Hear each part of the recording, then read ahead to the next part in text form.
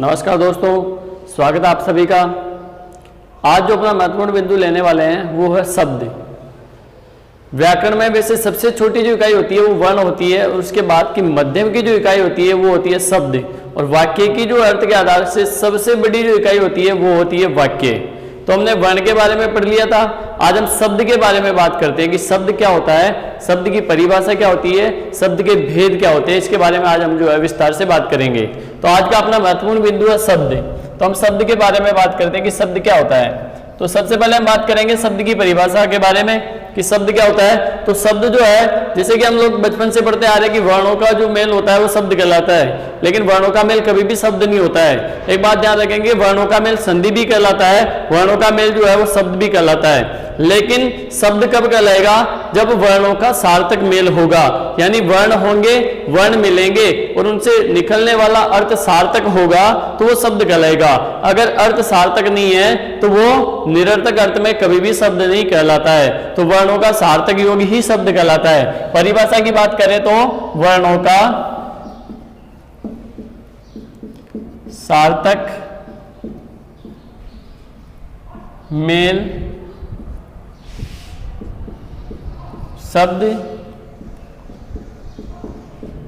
कहलाता है।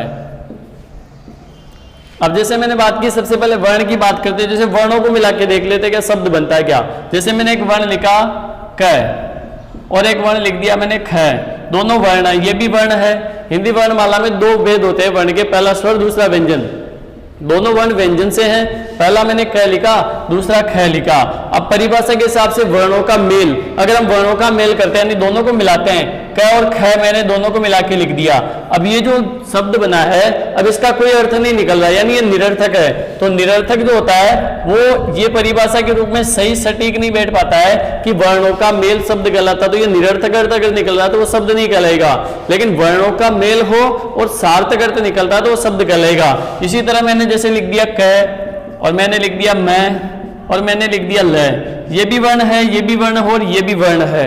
अब इन तीनों को मैंने मिला के लिखा यहाँ पे, तो ये निकला क म ल, और ये कमल जैसे ही बना तो इसका अर्थ होता है फूल, यानी ये सार्थक शब्द है। और जैसे ही सार्थक शब्द बन जाता है, वर्णों का सार्थक मेल हो जाता है तो वो शब्द कहलाता है। तो यहाँ पे कमल जो है ये एक शब्द कहलाएगा, ये इसकी परिभाषा होगी। तो वर्णों का सार्थक मेल शब्द कहलाएगा। इसी बिंदु को जो है ये पूरी तरह से इसी के ऊपर आधारित है। तो वर्णों का सार्थक मेल शब्द कहलाता है, ये परिभाषा में आप लोग ध्यान रखेंगे। अब हम बात करते हैं, ये जो शब्द होता है, शब्द को ही कभी कभी पद भी कह देता है, लेकिन पद और शब्द में क्या अंतर है, ये अपने लिए सबसे बड़ा विडंबना का विषय है कि पद और शब्द क्या होते हैं। इसके बारे में हम समझते हैं। तो शब्द का ही दूसरा नाम होता है पद, यानी शब्द को ही पद कहते हैं, शब्द को ही पद कहते हैं। लेकिन पद कब कहेंगे? जैसे मैंने शब्द लिखा कमल। अब ये शब्द जो है कमल सार्थक भी है, तो ये शब्द है, और ये जैसे ही वाक्य में प्रयुक्त हो जाता है, कमल को मैंने वाक्य में प्रयुक्त कर दिया तो वहां पर कमल शब्द नहीं रहेगा, वहां पर वाक्य के अनुसार जो है वो पद कहलाएगा। जब शब्द वाक्य के अनुसार प्रयुक्त होता है तो वहां पे वो पद कहलाता है, वहां पे शब्द नहीं कहलाएगा, क्योंकि शब्द को ही पद कहते हैं। तो मैंने लिखा तालाब में कमल खिले हैं। अब यहाँ पे देखो, तालाब में कमल खिले हैं, तो यहाँ पे तालाब, ये जो कमल आया है, यहाँ पे कमल हमने शब्द के रूप में पढ़ा था कि वर्णों का सार्थक मेल शब्द कहलाता है। लेकिन जब ये शब्द उठ के वाक्य में प्रयुक्त हो गया तो इस परिस्थिति में यहाँ पे ये पद कहलाने वाला है, यहाँ पे शब्द नहीं कहलाएगा। तो इसकी परिभाषा क्या होगी पद की, कि जब शब्द वाक्य में प्रयुक्त हो जाता है, जब शब्द वाक्य में अर्थ के अनुसार प्रयुक्त हो जाता है तो वहां पे शब्द पद कहलाता है। तो शब्द को ही पद कहा गया है जब वो वाक्य में प्रयुक्त हो जाता है। तो पहली कंडीशन से होती है कि जब शब्द वाक्य में प्रयुक्त हो जाता है तो पद कहलाता है। दूसरी बात और आती है कि पद और किसे कहते हैं? जब शब्द, यही शब्द वाक्य के लिंग वचन कारक काल के अनुसार प्रयुक्त हो जाता है। जब शब्द वाक्य में लिंग वचन कारक काल के अनुसार प्रयुक्त हो जाता है, यानी उस शब्द का लिंग वचन कारक काल क्रिया के अनुसार ही होता है, तो वहां पे वो पद कहलाता है। तो पद की दो परिभाषा हो गई कि पद किसे कहेंगे, तो जब शब्द वाक्य में प्रयुक्त हो जाता है तो पद कहलाता है। दूसरी परिभाषा होती है कि जब शब्द वाक्य में वाक्य के या क्रिया के लिंग वचन कारक काल के अनुसार प्रयुक्त होता है तो वहां पे वो पद कहलाएगा। और शब्द की परिभाषा आप लोगों के समक्ष लिखी हुई है कि वर्णों का सार्थक मेल जो शब्द कहलाएगा। ठीक है, तो एक और परिभाषा मैं लिख देता हूं पद की। जब शब्द वाक्य में क्रिया के लिंग वचन कारक काल के अनुसार प्रयुक्त होता है तो पद कहलाता है। तो ये दो परिभाषा हो गई। जैसे यहाँ पे कमल, अब कमल जो है अगर हम इसे देखें सीधा सीधा तो एक वचन के रूप में देखते हैं, लेकिन क्रिया क्या है, खिले। खिले जो है ये क्रिया आई है और ये क्रिया बहुवचन का प्रतीक है, यानी तालाब में एक कमल तो खिल नहीं सकता है। तालाब में एक कमल खिलने से रहा, अगर तालाब में कमल खिले तो बहुत सारे खिले होंगे, तो यहाँ पे कमल जो है बहुवचन है और इसी के अनुसार क्रिया आई है जो है ये बहुवचन वाली क्रिया आई है। तो तालाब में कमल खिले हैं, यानी वाक्य में क्रिया के अनुसार ही जब शब्द का लिंग वचन कारक काल होता है तो वो वहां पे पद कहलाता है। तो ये पद की परिभाषा भी आप लोगों के समझ में आ गई होगी। अब हम बात करते हैं शब्द के भेद के बारे में कि शब्द के कितने भेद होते हैं। वैसे वास्तविक दृष्टि से देखिए तो शब्द के 5 भेद होते हैं, कभी कभी कुछ जगह 4 भी दिए हुए हैं। मैं आप लोगों को संपूर्ण सारगर्भित जानकारी देता हुआ 5 भेदों के बारे में बताऊंगा। तो इसका आप लोग भेद जो है वो मैं आपके समक्ष जो है शब्द के प्रकार, शब्द के भेद बता रहा हूं, आप उसे ध्यानपूर्वक देखेंगे। और 5 भेद जो है वो शब्द के मान्य होते हैं। 5 भेदों के बारे में मैं आप लोगों को बताता हूं, शब्द के भेद।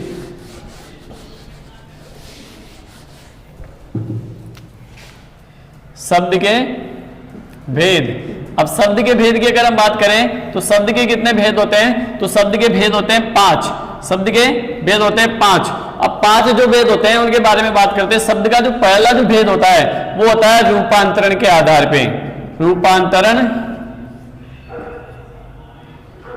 को हम कह सकते हैं कि रूप परिवर्तन, दोनों एक ही बात है। रूप परिवर्तन आ जाए तो भी एक ही बात है, या रूपांतरण, रूप परिवर्तन के आधार पर शब्द के भेद होते हैं 5। पहला रूपांतरण या रूप परिवर्तन के आधार पे।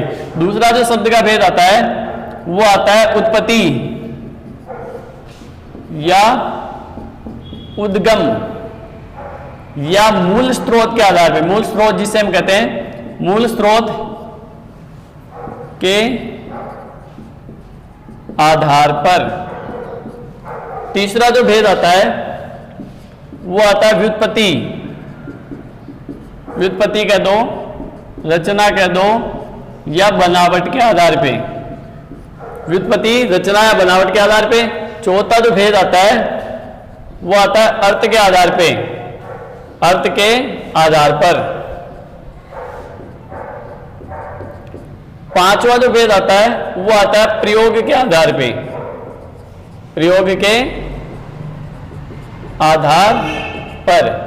तो ये शब्द के 5 भेद होते हैं। पहला जो भेद होता है वो कहलाता है रूपांतरण या रूप परिवर्तन के आधार पे। दूसरा जो भेद होता है, देखो पहला जो भेद होता है रूपांतरण या रूप परिवर्तन के आधार पे। हम शब्द के बारे में पढ़ रहे हैं कि शब्द का अगर रूप परिवर्तन, रूप अंतरण, इसमें दीर्घ संधि होगी, रूप अंतरण यानी परिवर्तन हो जाता है, शब्द का रूप परिवर्तित हो जाता है, तो उसके आधार पे कि शब्द का रूप परिवर्तित होता है कि नहीं होता है, उसका पहला प्रकार होता है शब्द का। दूसरा जो शब्द का भेद होता है उत्पत्ति, उद्गम या मूल स्रोत के आधार पे, यानी शब्द की उत्पत्ति कहां से हुई है, मुख्य रूप से शब्द कहां से निकला है, मूल रूप से शब्द कहां से निकला है, तो उत्पत्ति, उद्गम या मूल स्रोत के आधार पे। तीसरा जो होता है व्युत्पत्ति। व्युत्पत्ति का मतलब होता है किसी की जो है प्रतिलिपि या संरचना के आधार पे भी हम कह सकते हैं, किसी के द्वारा देखकर बनाया गया है या अन्य जो है अन्य प्रकार के शब्दों से मिलकर बना होता है, उसे हम कहते हैं व्युत्पत्ति, रचना या बनावट के आधार पे। इसे हम संरचना के आधार पे भी कह सकते हैं। इसे हम जैसे किसी की प्रतिलिपि करते हैं तो उसके आधार पे भी हम इसको माना जा सकता है। तो व्युत्पत्ति, रचना या बनावट के आधार पे। चौथा जो होता है वो होता है अर्थ के आधार पे, और सबसे महत्वपूर्ण होता है अर्थ के आधार पे शब्द के भेद, और पांचवा होता है प्रयोग के आधार पे। बहुत सी जगह 4 ही भेद दिए हुए हैं अर्थ के आधार पे, 5वां भेद नहीं बताया गया है, लेकिन जब संपूर्ण व्याकरण समझनी होती है तो 5वां भेद भी आता है प्रयोग के आधार पे। तो शब्द के कुल 5 भेद होते हैं। पहले भेद के बारे में बात करते हैं रूपांतरण के आधार पे, यानी शब्द का रूप परिवर्तित होता है कि नहीं होता है। तो होता है, नहीं होता है। तो रूपांतरण के आधार पर शब्द के कितने भेद होंगे? 2। पहला, अगर शब्द का रूप परिवर्तित हो जाता है, अगर शब्द में विकार उत्पन्न हो जाता है तो वो कहलाता है विकारी। तो इसके भेद होंगे 2। पहला होता है विकारी और दूसरा जो है इसका विपरीतार्थ होता है अविकारी। अब यहाँ पे विकारी व अविकारी की परिभाषा की हम बात करते हैं कि जिस शब्द का रूप परिवर्तन हो जाता है या जिस शब्द में रूप परिवर्तन में विकार आ जाता है तो वो विकारी शब्द कहलाते हैं, और जिस शब्द के रूप परिवर्तन में विकार नहीं आता है तो वो अविकारी कहलाते हैं। अविकारी का दूसरा नाम होता है अव्यय। अविकारी को अव्यय के नाम से भी जानते हैं, यानी वे शब्द जो लिंग वचन कारक काल के अनुसार जिनका रूप परिवर्तन नहीं होता है अविकारी कहलाते हैं, और वे शब्द जिनका शब्द परिवर्तन यानी जिनका रूप परिवर्तन हो जाता है लिंग वचन कारक काल के अनुसार विकारी कहलाते हैं। ये दोनों परिभाषा इंपॉर्टेंट है, इसकी परिभाषा याद है तो इसकी परिभाषा भी आप बता सकते हो। तो रूपांतरण के आधार पर 2 भेद होंगे। तो विकारी शब्द की क्या परिभाषा होगी? वे शब्द जिनका लिंग वचन कारक काल से रूप परिवर्तित हो जाता है विकारी कहलाते हैं, और वे शब्द जिनका लिंग वचन कारक काल से रूप परिवर्तन नहीं होता है अविकारी या अव्यय कहलाते हैं। अब यहाँ की इसके बाद में बात करते हैं कि विकारी शब्द के भेद कितने होते हैं। तो विकारी शब्द के 4 भेद होते हैं। विकारी शब्द के 4 भेद होते हैं, यानी कौन कौन से शब्द होते हैं जिनमें विकार आ जाता है, जिनका रूप परिवर्तन हो जाता है। तो ये 4 जो भेद है उसमें से पहला, दूसरा, तीसरा, चौथा विकारी शब्दों में पहला जो आता है वो आता है संज्ञा। संज्ञा यानी इसका रूप परिवर्तन हो जाता है लिंग वचन कारक काल के अनुसार। 4 में से 3 चीजों से इसका रूप परिवर्तन होता है। मैं बताऊंगा कि संज्ञा किस किस से परिवर्तित होती है। तो विकारी शब्द जो है वो लिंग वचन कारक काल से परिवर्तित होने वाले शब्द विकारी कहलाते हैं। पहला संज्ञा। दूसरा जो होता है वो कहलाता है विकारी शब्द में सर्वनाम। संज्ञा के बाद आता है सर्वनाम। तीसरा जो आता है वो आता है विशेषण, और चौथा जो आता है वो आता है क्रिया। संज्ञा, सर्वनाम, विशेषण और क्रिया, ये विकारी शब्द होते हैं 4। अब ये विकारी यानी में लिंग वचन कारक काल के अनुसार इनका रूप परिवर्तित हो जाता है वो विकारी कहलाते हैं। अब हम बात करते हैं अविकारी या अव्यय की। अविकारी अव्यय के भी 4 ही भेद होते हैं। अविकारी या अव्यय शब्द भी 4 ही होते हैं, और ये 4 कौन कौन से होते हैं? तो पहला जो होता है वो होता है क्रिया विशेषण। अब ये अव्यय कहलाएंगे सारे के सारे। क्रिया विशेषण अव्यय या क्रिया विशेषण अविकारी शब्द। पहला जो भेद होगा वो कहलाएगा क्रिया विशेषण अव्यय या क्रिया विशेषण अविकारी शब्द। ठीक है, तो अविकारी शब्द के भी 4 भेद होते हैं। दूसरा जो होता है वो होता है समुच्चय बोधक अव्यय। दूसरा जो होता है वो होता है समुच्चय बोधक अव्यय। समुच्चय बोधक अव्यय कहेंगे या समुच्चय बोधक अविकारी शब्द। तीसरा जो होता है वो होता है संबंध बोधक। संबंध बोधक अव्यय या संबंध बोधक अविकारी शब्द। संबंध बोधक अविकारी शब्द। और चौथा जो होता है वो होता है विस्मयादि बोधक। विस्मयादि बोधक अव्यय।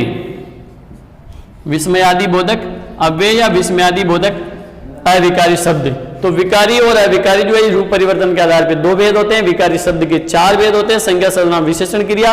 अविकारी शब्द के भी 4 भेद होते हैं, क्रिया विशेषण, समुच्चय बोधक, संबंध बोधक और विस्मयादि बोधक। अब हम बात करते हैं उत्पत्ति या उद्गम के आधार पे।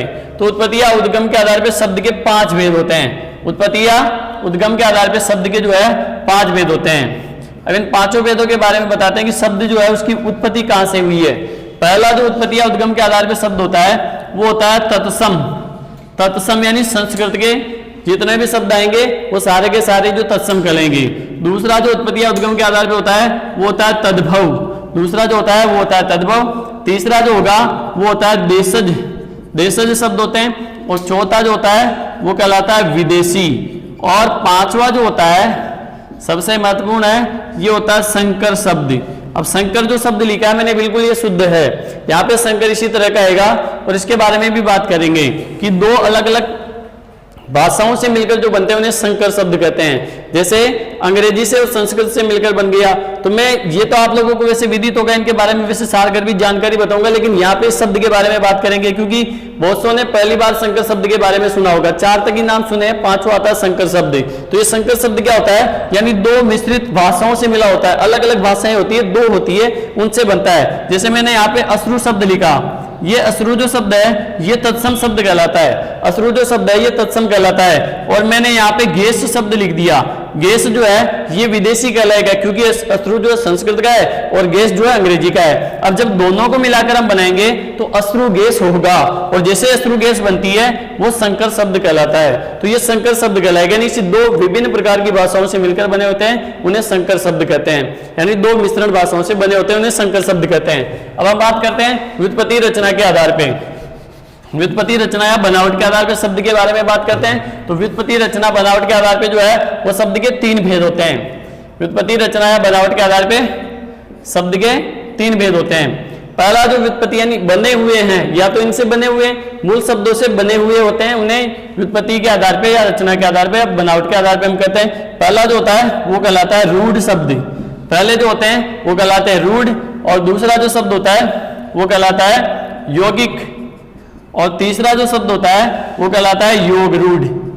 यानी 3 प्रकार के शब्द होते हैं जो व्युत्पत्ति रचना बनावट के आधार पे होते हैं। तो रूढ़, यौगिक और योग रूढ़ ये होते हैं व्युत्पत्ति रचना या बनावट के आधार पे। अब हम बात करते हैं शब्द का सबसे महत्वपूर्ण भेद होता है अर्थ के आधार पे।